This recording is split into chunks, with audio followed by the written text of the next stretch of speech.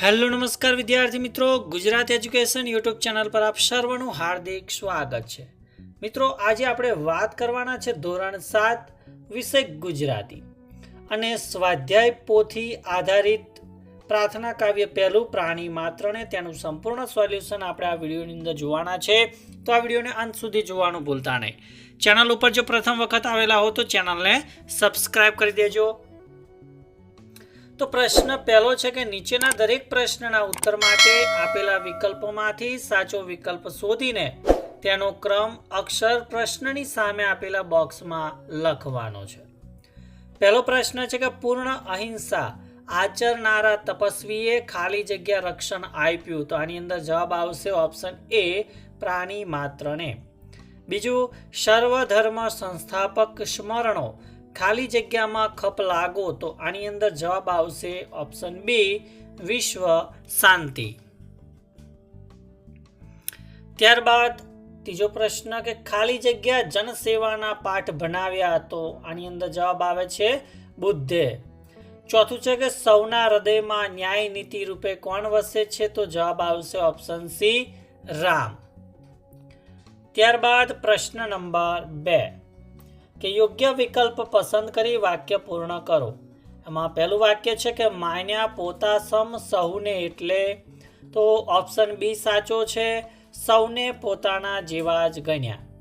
બીજો પ્રશ્ન સદા અમારા અંતરમાં, એટલે તો એ બ ઓપ્શન સાચો છે કે હંમેશા અમારા હૃદયમાં રહો। ત્રીજું છે કે ક્ષમા સિંધુને વંદન હો, એટલે કે ક્ષમાના સાગરને નમન હો। ત્યારબાદ પ્રશ્ન નંબર 3 કૌંસમાંથી યોગ્ય શબ્દ પસંદ કરી ખાલી જગ્યા પૂરો।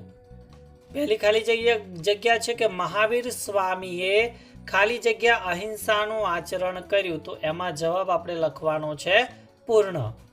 બીજું, ગૌતમ બુદ્ધે ખાલી જગ્યા માર્ગનો બોધ આપ્યો, તો એની અંદર આપણે જવાબ મૂકીશું મધ્યમ।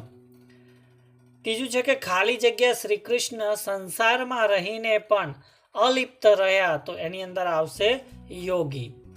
ચોથું છે કે હજરત મોહમ્મદ પૈગંબર રહમ નેકીના ખાલી જગ્યા પ્રચારક હતા, તો જવાબ આવશે પરમ।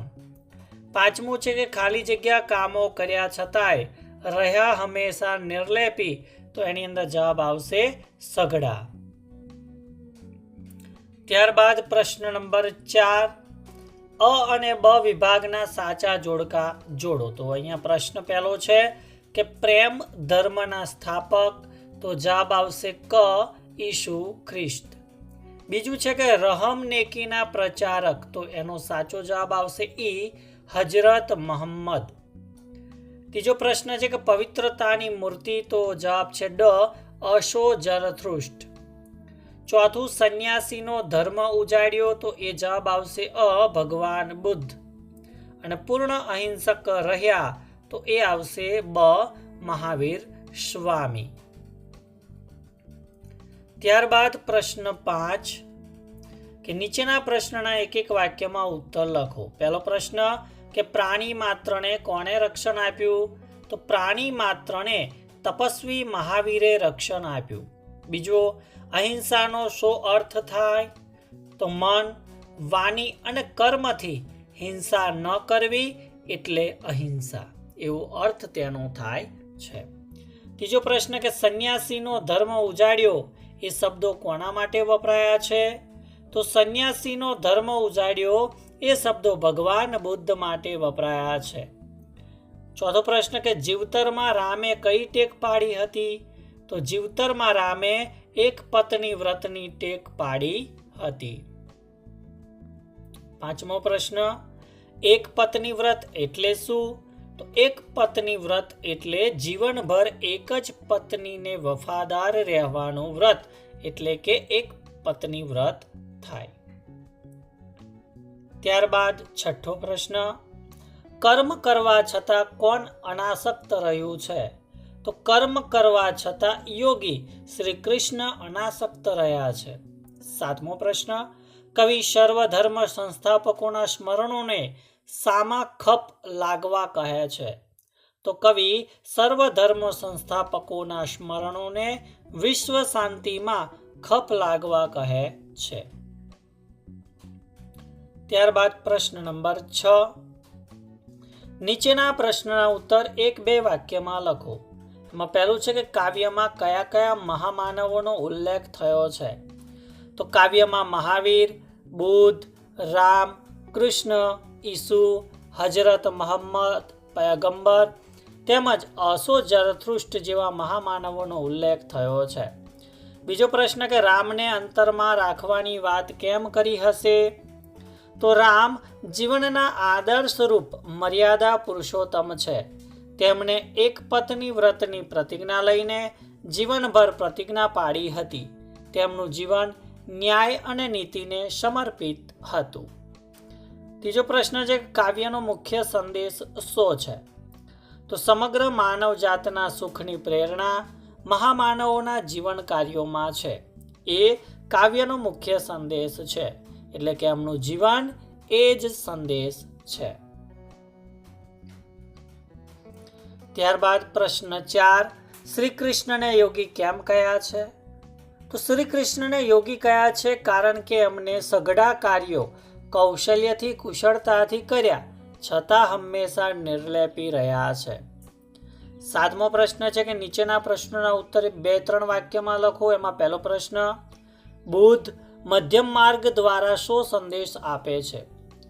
તો સામસામા પક્ષો કે સિદ્ધાંતોની અતિરેકતા વચ્ચે સમન્વય આપે તેવો વચલો માર્ગ કે ઉપાય. જીવનરૂપી વિનાના તાર એવા તાણીને ન રાખો કે તૂટી જાય, એમ એટલા ઢીલા પણ ન રાખો કે જીવનરૂપી સંગીત માની ન શકાય. ત્યારબાદ પ્રશ્ન નંબર 2. કવિએ ઈસુને ક્ષમા સિંધુ શા માટે કહ્યા છે? તો ઈસુને જ્યારે લોકોએ વધસ્તંભ ઉપર ચડાવ્યા ત્યારે તેમને કહ્યું કે એ લોકોને ક્ષમા કરો. એમને ખબર નથી કે તેઓ શું કરી રહ્યા છે. ઈસુની આ દિવ્ય વાણીને કારણે કવિએ તેમને ક્ષમા આપનારા દરિયા જેવા દિલવાળા એટલે કે ક્ષમા સિંધુ કહ્યા છે. ત્રીજો પ્રશ્ન, રામના એક પત્ની વ્રત દ્વારા કવિ શું કહેવા માંગે છે? તો રામના પિતા દશરથ રાજાને 3 પત્નીઓ હતી. એ વખતે રાજાઓ એકથી વધુ પત્નીઓ રાખતા. રામે ન્યાય નીતિ રૂપે સમાજમાં એક પત્ની વ્રત પાડી માત્ર સીતા સાથે જીવન પસાર કર્યું. ત્યારબાદ પ્રશ્ન 4. કવિએ માનવજાત માટે પ્રેરણારૂપ કયા કયા જીવન કાર્યો દર્શાવ્યા છે? તો કવિએ મહાવીરની અહિંસા, બુદ્ધનો મધ્યમ માર્ગ, રામના ન્યાય અને નીતિ સદાચાર માનવજાત માટે પ્રેરણારૂપ ગણ્યા છે. એ જ રીતે ફળની આશા વિના નિર્લેપ કર્મ કરનાર કૃષ્ણ, ક્ષમા સિંધુ સમાન ઈસુ, દયાને પ્રામાણિક જીવનના ઉદ્ગાતા હજરત મોહમ્મદ તેમજ ઝરથુષ્ટના જીવન કાર્યો પ્રેરણારૂપ છે.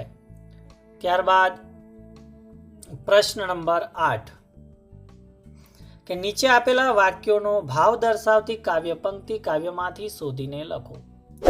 પહેલો પ્રશ્ન છે કે બધા કાર્યો કર્યા છતાં કોઈ કાર્યમાં લેપાયા નહીં, એટલે કે સઘળા કાર્યો કર્યા છતાં એ રહ્યા હંમેશા નિર્લેપે. બીજું છે કે એક પત્ની વ્રતના પાલનની પ્રતિજ્ઞા લીધી અને એ જીવનભર પૂર્ણ રીતે પાડી. તો એક પત્ની વ્રત પૂર્ણ પાડ્યું ટેકવણી છે જીવતરમાં, આ રીતે પંક્તિ આવે.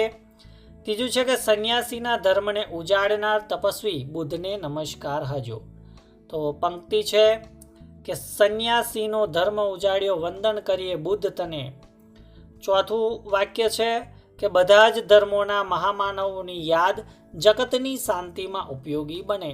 તો કાવ્ય પંક્તિ છે કે સર્વ ધર્મ સંસ્થાપક સ્મરણો વિશ્વ શાંતિમાં ખપ લાગે. ત્યારબાદ પ્રશ્ન નંબર 9 કે કૌંસમાંથી યોગ્ય શબ્દ પસંદ કરી ફકરો પૂર્ણ કરવાનો છે. તો નાનકડી ટેકરીની પાછળ રડિયામણું ગામ હતું, તો અહીંયા નાનકડી આવશે ને અહીંયા રડિયામણું આવશે. ગામમાં આશરે 200 ઘર હતા, તો આ ખાલી જગ્યાની અંદર આપણે 200 લખવાના.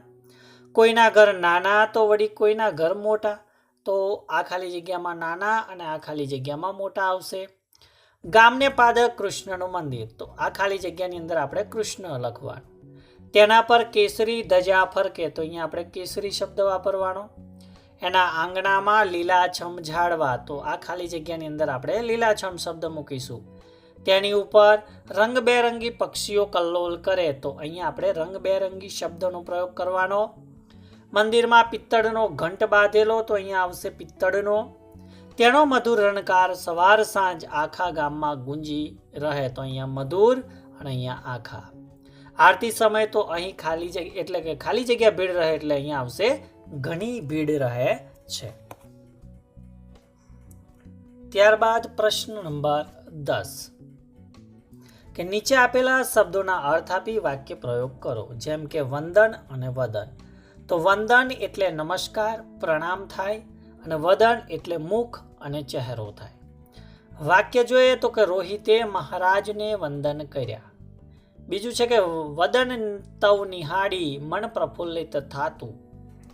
એ જ પ્રમાણે અહીંયા અંતર, અંતર અને અંતર, તો અંતરનો અર્થ થશે અંતઃકરણ અથવા મન. બીજા અંતરનો તો કે છેટું અને અવકાશ આવશે. ત્રીજું અંતર તો કે ભેદ અને જુદાઈ. તો ત્રણેયના વાક્ય જોઈએ કે પ્રભુ હે અંતરમાં તું જ રટન હંમેશે રહે. બીજું ધરમપુર અને રતનપુર વચ્ચે કેટલું અંતર હશે. ત્રીજું તું મિત્ર છે પણ મારાથી હંમેશા અંતર રાખે છે, તે બરાબર નથી. ત્યારબાદ પ્રશ્ન 11 નીચે આપેલા શબ્દના નજીકનો અર્થ સામે ખરું કરવાનું છે. જેમ કે માત્ર, તો જવાબ આવશે ફક્ત. સેવા, તો ચાકરી. ક્ષમા, તો માફી અને સ્મરણ, તો સ્મૃતિ એ જવાબ આવશે. તો એ અર્થ સામે તમારે ખરું કરી દેવાનું છે. પ્રશ્ન નંબર 12 કે કૌંસમાંથી યોગ્ય શબ્દ પસંદ કરી ખાલી જગ્યા પૂરો. પહેલી ખાલી જગ્યા કે મહાવીર સ્વામીએ અહિંસાનું આચરણ કર્યું. ખાલી જગ્યા બધા પ્રાણીઓને રક્ષણ આપ્યું, તો અહીંયા લખવાનું છે અને. બીજું શ્રી કૃષ્ણએ બધા જ કાર્યો કર્યા, ખાલી જગ્યા જીવનભર એ બધાથી અલિપ્ત રહ્યા, તો અહીંયા આપણે લખી દેવાનું પરંતુ. ત્રીજું છે કે વરસાદ વધુ હતો, ખાલી જગ્યા હું ઘરેથી નીકળી ન શકી, તો અહીંયા આવશે તેથી. ચોથું તમે સવારે નીકળશો, ખાલી જગ્યા સાંજે, તો અહીંયા આવશે કે. પ્રશ્ન 13 છે કે નીચે દર્શાવેલો એટલે કે રેખાંકિત વર્ણ છૂટો પાડી અલગ લખવાનું છે. જેમ કે બુદ્ધ, તો અહીંયા ધ ની નીચે અંડરલાઈન કરેલી છે, તો દ વત્તા ધ. બીજું રહ્યામાં હૈયા, તો હ વત્તા આ. ક્ષમામાં ક્ષ, તો ક વત્તા શ. વિશ્વમાં શ વત્તા વ. સ્વ પર લીટી દોરેલી છે. માત્રમાં ત્રણની નીચે લાઈન છે, રેખાંકિત કરેલું છે, ત વત્તા ર. પ્રભુમાં પ્ર ઉપર પ્રની નીચે લાઈન દોરેલી છે, તો પ વત્તા ર એટલે પ ખોડો લખવાનો. એ જ રીતે અહીંયા પુત્રમાં ત્ર છે, તો ત વત્તા ર. મધ્યમમાં ધ્ય, તો ધ વત્તા ય. તો આ રીતે આપણે લખવાનું રહેશે. ત્યારબાદ આગળ આપણે પ્રશ્ન નંબર 14ની ચર્ચા કરીએ કે નીચેના ઉદાહરણમાં 3 વ્યંજનો જોડાઈને બનેલો જોડાક્ષર લખ્યો છે. તમે તેમાં રહેલા વ્યંજનો ઉદાહરણ મુજબ અલગ પાડો. ઉદાહરણ અહીં આપેલું છે મિસ્ત્રી, તો સ વત્તા ત વત્તા રી આપેલું છે. એ પ્રમાણે વસ્ત્ર, તો સ વત્તા ત વત્તા ર. અસ્ત્ર, તો સ વત્તા ત વત્તા ર. શસ્ત્ર, તો સ વત્તા ત વત્તા ર. રાષ્ટ્રીય, તો કે શ વત્તા ટ વત્તા ર વત્તા ઈ. અને શાસ્ત્રોક્ત, તો સ વત્તા ત વત્તા ર વત્તા ઓ. એ રીતે આપણે લખી નાખવાનું છે. ત્યારબાદ પ્રશ્ન નંબર 15 કે નીચેના વાક્યમાં યોગ્ય સંયોજક મૂકી ખાલી જગ્યા પૂરો. પહેલું છે કે મેં એને કહ્યું ન હતું, ખાલી જગ્યા તેને મારું કામ કરી નાખ્યું, તો અહીંયા આવશે છતાં પણ. બીજું છે કે ગુરુવારે જો શાળામાં રજા હોય, ખાલી જગ્યા આપણે પુસ્તક મેળામાં જઈશું, તો અહીંયા મૂકવાનો છે તો. ત્રીજું છે કે છત્રી હતી તે સારું થયું, ખાલી જગ્યા તું પલડી ગયો હોત, તો અહીંયા આવશે નહીતર. ખાલી જગ્યા સાહેબ કહેશે ખાલી જગ્યા આપણે બાલ સભા ગોઠવીશું તો અહીંયા આવશે જો અને અહીંયા આવશે તો. પાંચમું છે કે કાલે હું મારા દાદા સાથે દવાખાને જવાનો છું, ખાલી જગ્યા હું રમવા નહીં આવું તો અહીંયા આવશે તેથી. પ્રશ્ન 16 છે કે ફકરામાં યોગ્ય વિરામચિહ્નો મૂકી તેનું શું લેખન કરવાનું છે. તો અહીંયા તમે જોઈ શકો છો કે તેમને મને પૂછેલું. અહીંયા જે પણ વિરામચિહ્નો છે, વિરામચિહ્નો બધા આપેલા છે અને આ પ્રમાણે વિરામચિહ્નો મૂકી અને પાછો તમારે આ ફકરો લખવાનો છે.